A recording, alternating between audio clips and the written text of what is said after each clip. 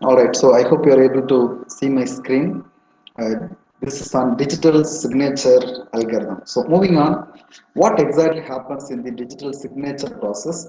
Let's quickly recall what has happened in the case of hash as well as what happened in the case of message authentication code. Apparently, they both were almost similar except the usage of the key. All right, so that's the fundamental difference between these two as we have learned earlier. So this graphics on the screen helps us to quickly recall what happens in the case of digital signature process. All right, fine. So you have got the original message here. I don't need the screen. Right. So we have got two things. So let me put a small line in between. Is it working? Let me check. Yes. So yeah, it's functioning. Okay. So this is one side. This is on the sender side. This is on the receiver side. All right. So let's quickly see how they are working, how they are functioning. You got the original message M that is not encrypted, and you got your hash function. Okay, so the hash could be SHA-512, for instance. So it uses SHA-512. We all know how SHA-512 is constructed and its operating principles as well. Right. So this cryptography hash function produces a hash value denoted by small h, and then you got an algorithm here, digital signature generation algorithm. So this digital signature generation algorithm is a black box for the time being because we are not sure how it works. But generally there is an algorithm which runs, which creates the digital signature. And in this example, it uses the private key of the sender. Okay, so he uses that to generate it, and that digital signature is appended with the original message and it is exchanged. So in this scenario, if you have a closer look, the message is not encrypted at all, which means the message goes as the plain text, which is available for any attacker. However, our objective is to authenticate the message, not to protect the message. In other words, once the message is received at the receiver side, we wanted to ensure two things. One is this message has come from Bob. That's one of the objectives. The other objective is that message is not altered. Okay, if there is any alteration which has not happened, okay, it's not going to protect from alteration, but you can verify at the receiver side whether the message is altered. In other words, whether you have received the message with integrity. Right. So what happens at the receiver side? The receiver receives this whole component, the message as well as the signature. Okay, the message goes through the same cryptographic function. This is what the hash is all about, and you go for the digital signature verification algorithm. Okay, here it's the generation algorithm. Here you got the verification algorithm. Verification may be different from generation. Okay, in earlier cases, what has happened? You generate the hash code once again, and you verify these two whether they are equal. But here you got a separate algorithm for verification, which also is given the public key of the sender as the input, as one of the input parameters in addition to the hash. And then it says whether it gives yes or no answer, whether the signature is valid or not.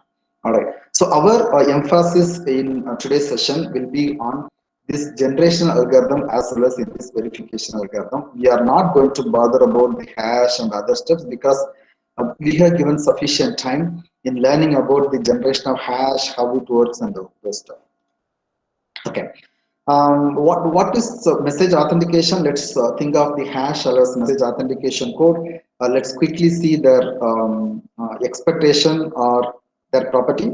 Yeah, message authentication protects two parties who exchange messages from any other third party. Okay, if there are two entities, let me say Alice and Bob, or A and B, when they exchange the message, it protects the two parties.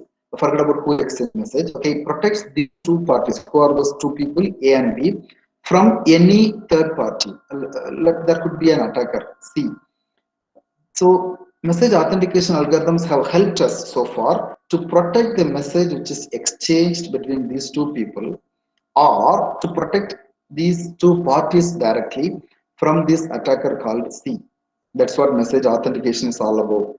Is it all about? Is it all over? Or is it what we required in the security perspective? No, sir. This is the key point which helps us to learn about the requirement of message digital signature algorithm and its standards. Okay, however, it does not protect the two parties against each other.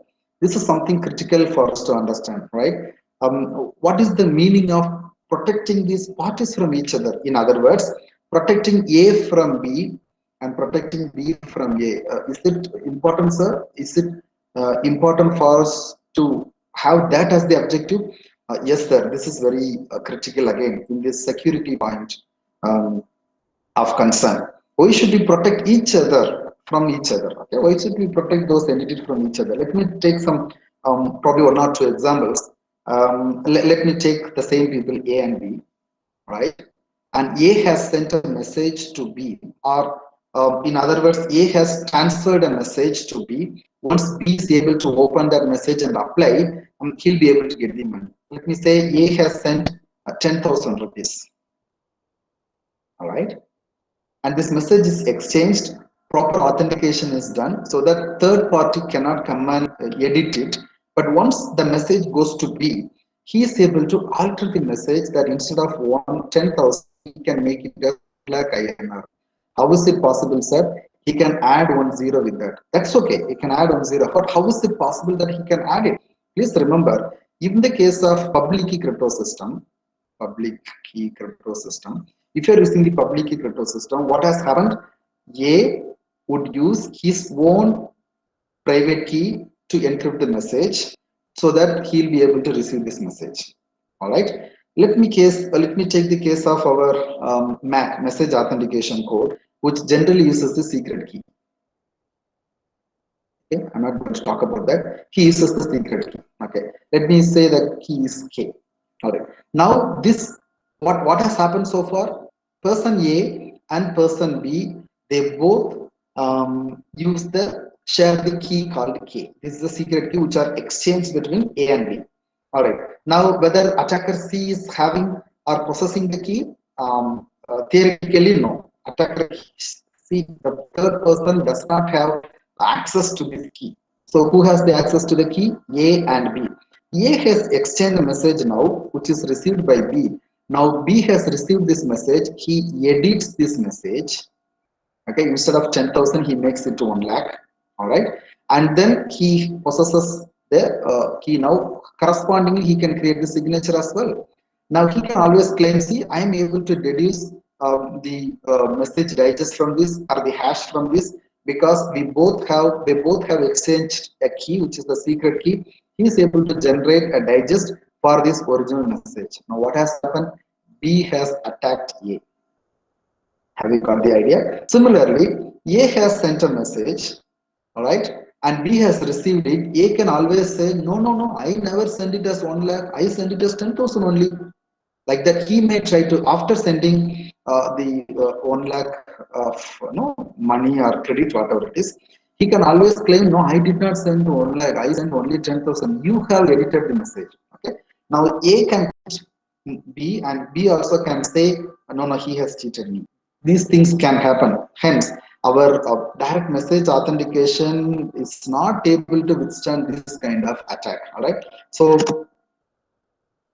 yes, this is not possible. So that's what we have the point here. In situation where there is no complete trust between the communicating parties, something more than authentication is required, right? So authentication is not able to serve its purpose here.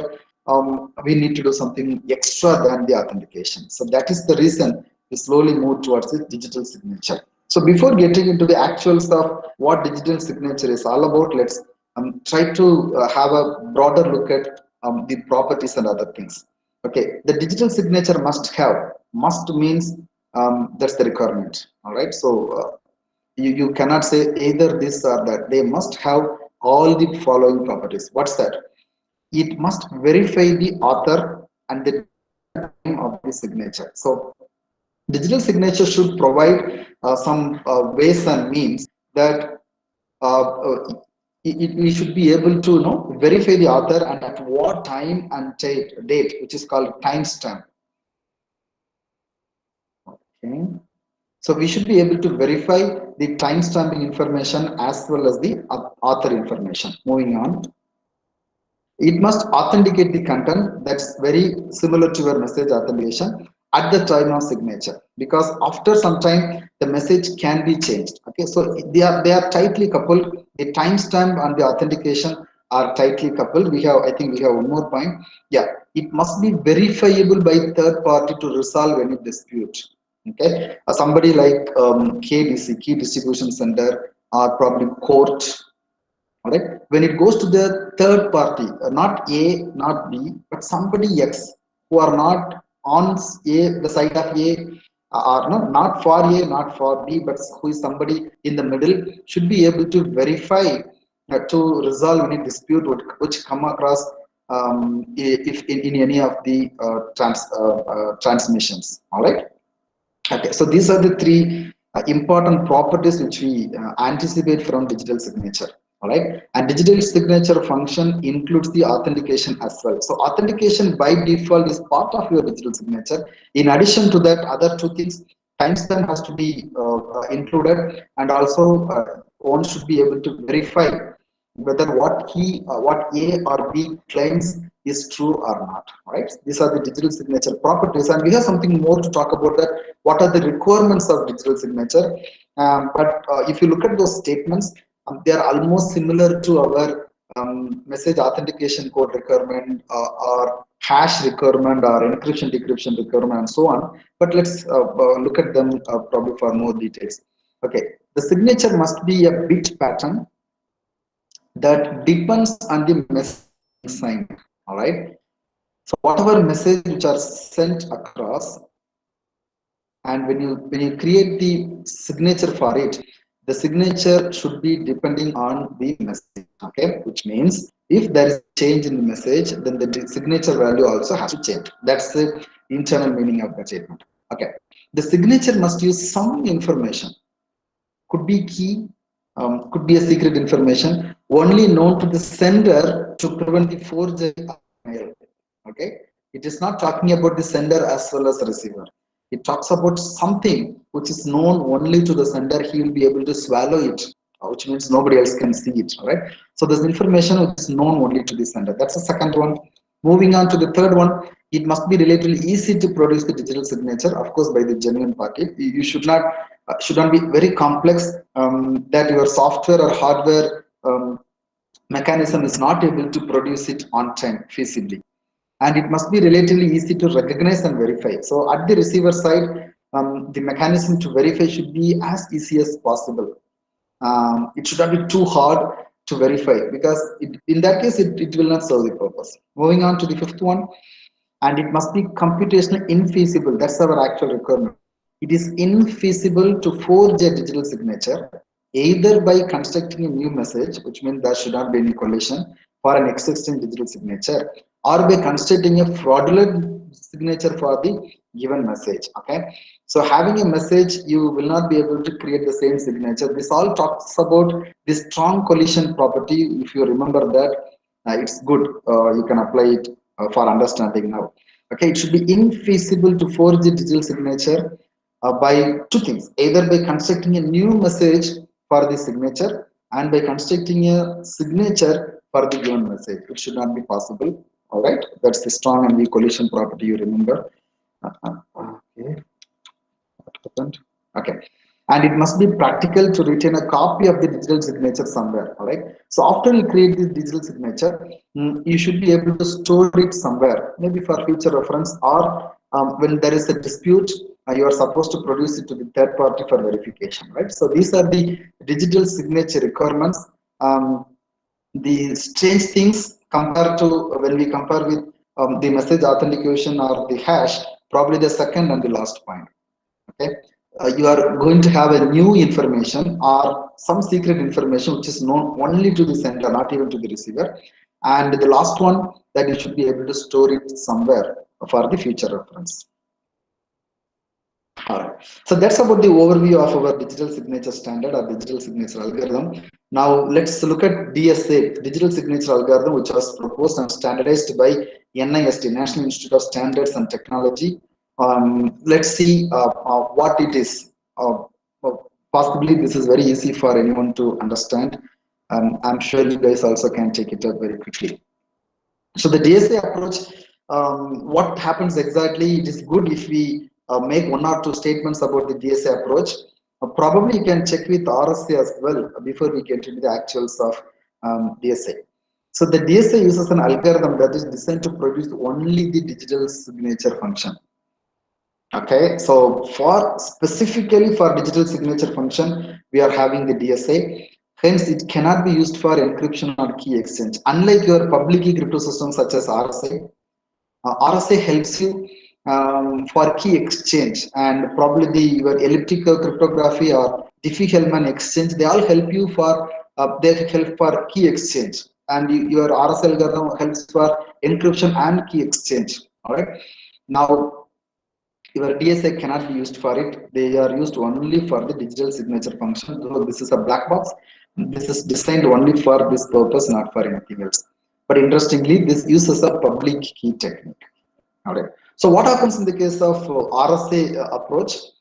This is known to us already. It's a repetition. This slide is a repetition of what we have learned earlier. You got the original message M goes for the hash function, then you encrypt it, then it is appended. At the receiver side, you decrypt it, then take the hash separately. You apply your algorithm, your key here for the decryption so that you compare and get it. Okay, that's okay. This is what happens in the case of RSA. But what happens in the case of DSA, digital signature algorithm? This is a minor change. Your original message is taken, hash is applied. So please remember your digital signature algorithm uses the hash. It could be SHA-512 or MD5 or SHA-3 and so on. It uses hash function. Okay, and then it creates a signature. So this is new. If you compare with whatever you have learned so far, and you have something called K. This is the secret value which is known only to the sender. Look at the receiver side. Okay, if I demarcate it, this is on the sender side, this is on the receiver side. You don't use these KLs anywhere here. All right, so the small k is not at all used. So this is the value, a secret value which is known only to the sender. And you got your signature algorithm. So signature algorithm takes four parameters here. One is your key. No, sorry, not key. The secret value could be a one-time key. Okay, yeah, a secret value. Then the message which is generated, which is the output of your hash code, and then two more things. One is some public value. Public value means it is known to the sender as well as receiver. See, PU of G. It's a global value which is public. So public global values which are exchanged between the communicating parties, and then your public key crypto system logic, your private key here, and the corresponding public key is used here. So it takes four values. So one is the secret value, the other one is the hash value. Let this be the small h, and then the global public elements and the private key. Now we should know what is this global public element, how are they generated, and how signature is produced, and what are the outcome which are going here. Because if you see here, it has two things, S and R. So logically, it should give two values, S and R. Let's see that anyway.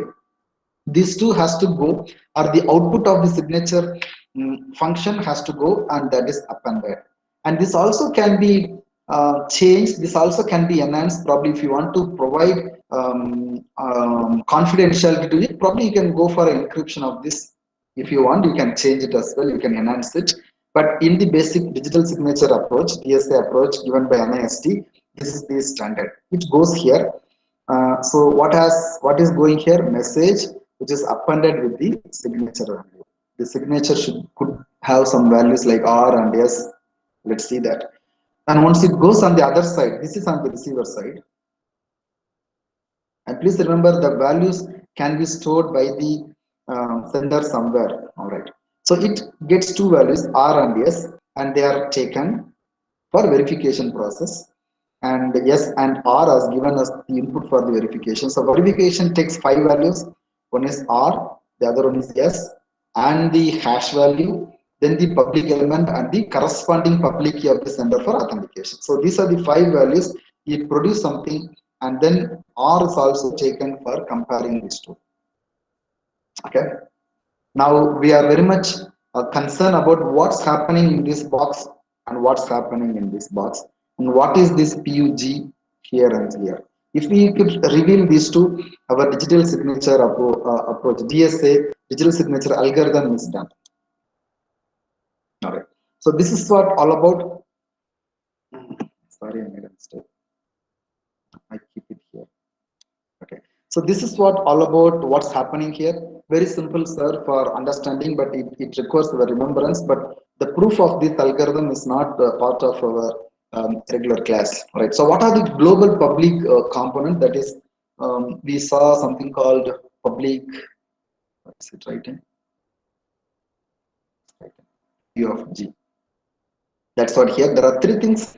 One is P, and the other one is Q, the other one is G. We can easily see what is this P, Q, and G. What is P? P is the prime number, where P value is between 2 power L. It should be less than 2 power L, and it should be greater than 2 power L minus 1. So what for L is normally in this range, 512 to 1024. All right, so that is what the prime number we are supposed to choose. It is easy for every one of us. And then we have to find out the q. Q is a prime divisor of p minus 1. That's it. Okay, you have to find a because you cannot find a divisor of p because p is a prime number. So p minus 1, you have to find a prime divisor for this. Because this prime number is supposed to be an odd number, so once you subtract 1 from that, it is going to be an even number. You can always find the empty number of divisors for it, and that value, only condition is it should be less than 2 raised to n, and it should be greater than 2 power n minus 1. N is the size of your input, and then you are calculating G such that G is H. This is the formula, H into P minus 1 by Q. What is H? This is the H value which you are choosing, such that H power P minus 1 divided by Q should mod P should be greater than 1. So G also is supposed to be greater than 1, obviously. And these are the three values which are exchanged between, or which are shared by the communicating entities. Fine. Then user's private key. This is what something called private key, that is called X. So it's a random or pseudo random integer. It's a random integer between 0 and Q. So the number should be 1 to Q minus 1, if I'm right. Yes, yes. It should be somewhere in the range 1 to Q minus 1. Then the public key generation. Remember your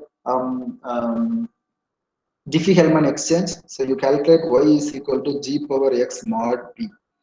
So this is what you calculate the value of y, which means y is supposed to be made as the public. And then a per message secret number. This is what the secret value which was supplied to the signature function, if you remember. Okay, so this is the k value which is not going to involve anywhere. Now we calculate two values r and s. Look at this screen. R is calculated by g power k mod p mod q. That's how we have to calculate the value of r. Then another value called x is calculated by this formula. Okay, I'm not going to get into that because it is open document which is available for you. So the signature contains two entities R and S, not a single value, but there are two values which are exchanged. This is the reason you may not be able to use, you will not be able to use this digital signature algorithm for key exchange because it is calculated by this. You will not be exchanging the desired value. Okay, this is what exchanged. So you have got your message M, R and S. If it is not encrypted, it goes like this to the other side. Now R and S are available for the receiver. Not only that, he also has got the value of P, he also has got the value of Q, he also has got the value of G because they are the global public elements. Not only that, got the value of Y, which is the public key, which is exchanged by the sender with the receiver, and also R and S, of course the original message. Okay, so these are the things which are coming. All right, now look at R, something interesting. Okay, probably I'll complete it and come back. Now there are some steps at the receiver side. Only thing is you should be able to verify this. So there are some intermediate values are also calculated. W, that is S dash, is not a new value, it is actually yes. But because it is at the receiver side, the received version of S is given as S dash. If everything should be okay, S dash should be yes. But just to differentiate that this is the received value, we put as S dash. As you know, we take the multiplication inverse of mod q to find the W, and then U1 is calculated by subjecting the hash value. Hash value is once again calculated for the original message. Hash m dash, it could be hash dash here. And then the W value which is just calculated mod Q. No difficulty so far. And then you calculate U2 by taking the R value multiplied by W and mod Q. W is already available, mod Q. You take U1 and U2. And then you calculate V by raising G power U1 and Y power U2 mod P mod Q. You will get V. What is required is this V should be equal to R. If V is equal to R, then the signature is verified. Otherwise, signature is not verified. Only two things: invalid signature, valid signature. Do these two things. Okay. The same thing is given probably in this way right here. So something what we have seen in the previous page, nothing different. You got the original message. K is applied. Okay, you got the hash code is generated by h of m. K, this is not K. K is not coming here.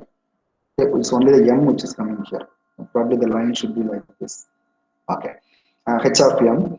Then K is applied to this. So R and S are calculated in the same formula which you have seen in the previous screen. R and S are appended to your original message. All right. So after you give this X, this is the private key of the sender for the signature calculation. At the receiver side, you got the original message R and S. So R is sent for digital signature verification. S is taken, then W is calculated, U1, U2 is calculated, V is generated. We are going to find whether R is equal to V.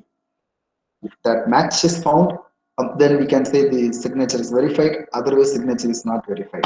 Okay, what's the beauty of this digital signature algorithm? Probably wanted to explain to you. I'll go to this screen. Look at the generation of R. Okay, this R is generated at where is it? Yeah, this R is generated at the sender side. Okay, so R is generated at the sender side where you could calculate G power K mod P mod Q. Okay, have a look at that. Something strange if you could understand. We have said earlier in one of the statements that the signature which is created should be depending on the original message which is sent.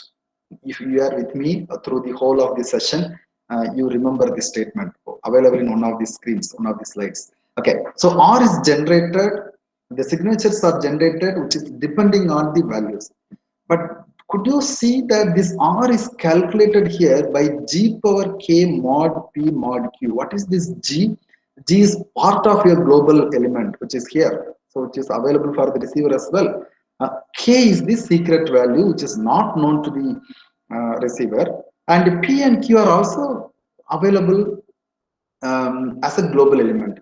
So the strange thing which really astonished me is, you got the value of R, which is generated, which is independent of the original message, part of signature, okay, which is very well part of signature, and you are able to calculate S value, which is depending on M, all right, which is depending on M, of course, and the R and S are sent, all right. But at the receiver side, you are supposed to verify only this R. Right? Only this R is verified. What is R, sir? R is generated, which is independent of the original message. All right. Now you got the B, which is calculated by some formula. G U1 and U2. Look at the U1. U1 is created only depending on the message. If the message is changed, U1 will be changed. Okay. That U1 comes here to the power of U in the case of calculation of V. Okay. And now the value which is generated, which is independent of the original message, plays a major role at the receiver side, for not only receiver side, for even for the third party if it is demanding for verification on any dispute, helps taking very important part. Okay, look at this. B is tested with R. R is created independent of the message. So where do we connect this R with the message? Look at this. Yes. Okay, yes is the another component where this R is coming inside. Okay, so this is the binding element, this is the binding value which is existing in the case of DSA. which connects the message with R. But still, the strange point is at the receiver, R is directly verified along with verified with the value B, which is generated, which is depending on the message M. Okay, so this also gives an advantage over any other method if it is existing. Of course, you have got some 2 3 methods.